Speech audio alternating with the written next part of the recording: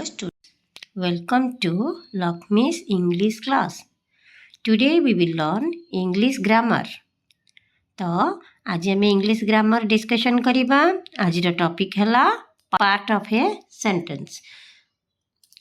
आमर topic 2 part of a sentence को आज आम डिस्कशन करिबा. तो चलो देखिबा सेंटेंस माने कौन. आम पूर्व क्लास रे पढ़ले सेंटेंस माने कौन.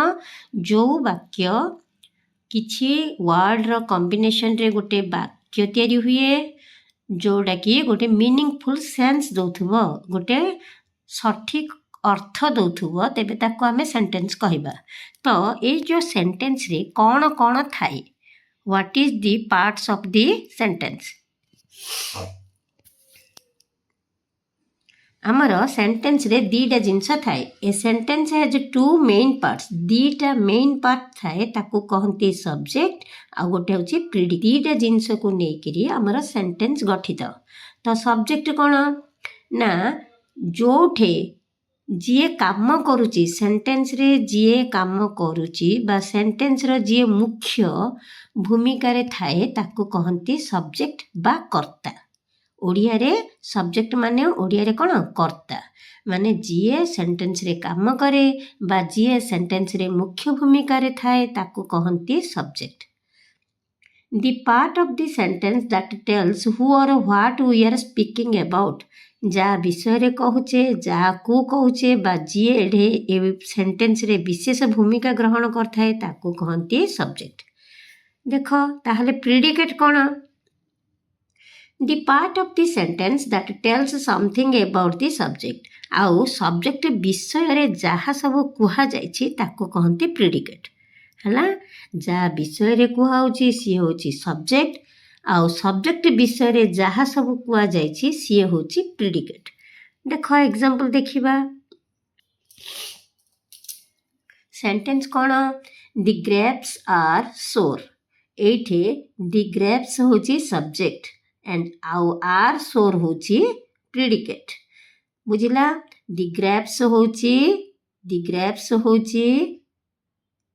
सब्जेक्ट आउ आर सोर होची प्रीडिकेट.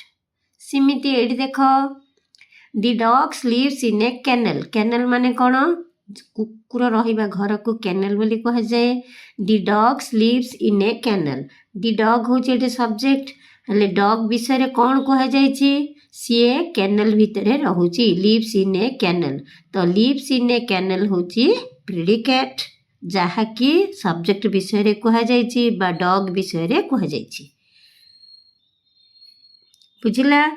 एबे देखो आमे केते गुडी सब्जेक्ट आ तार प्रीडिकेट को एठे आलोचना करछि.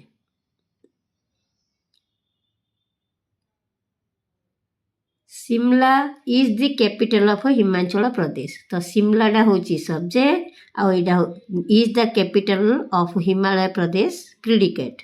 My school subject is near the post office predicate. What a clean city subject Chandigarh is predicate. The naughty boy is subject hide himself under the cat predicate. My mother subject cooks food for me predicate. The sun subject rises in the east predicate. तो एठी देखो गोटे important जिनस कौन आमे देखिले ना predicate रे गोटे वर्ब गोटे निहाती रूप रे थाए. एठी कुक्स अछि, एठी इज अछि, एठी इज अछि, एठी भी इज अछि.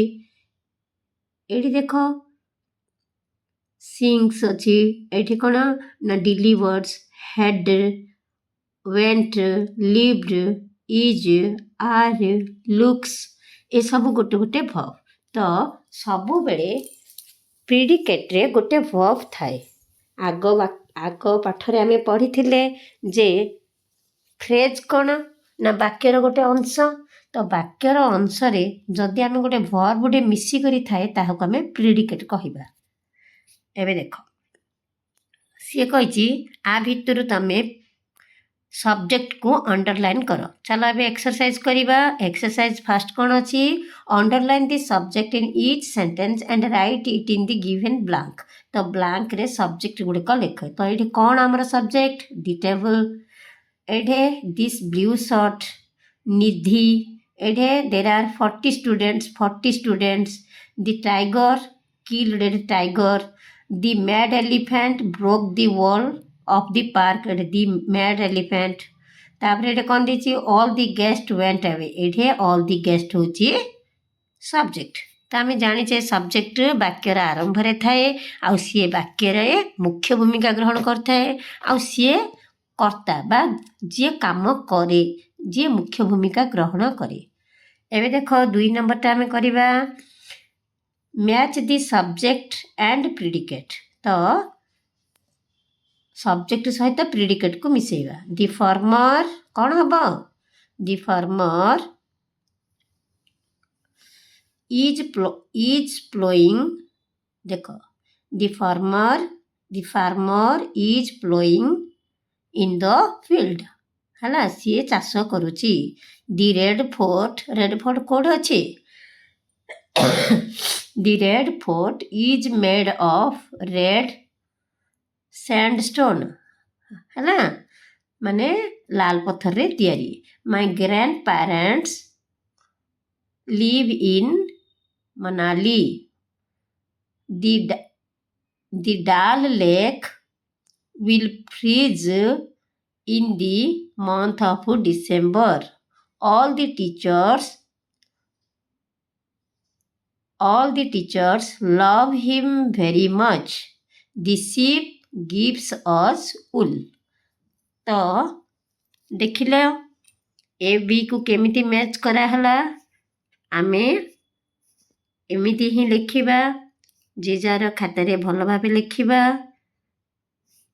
तो आशा करुछि आज आमे भल भाबे बुझितिबा सब्जेक्ट माने होछि कर्ता आ प्रिडिकेट माने होछि वाक्यर अन्यान्य अंश जोथिरे कि गोटे वर्ब माने जोड़ी हिगिरि थिबो जदि वर्ब नथिबो ताहले सेटा प्रिडिकेट नुह आ वर्ब थिले ताको आमे प्रिडिकेट बोली कहबा। Thank you for watching have a good day bye bye.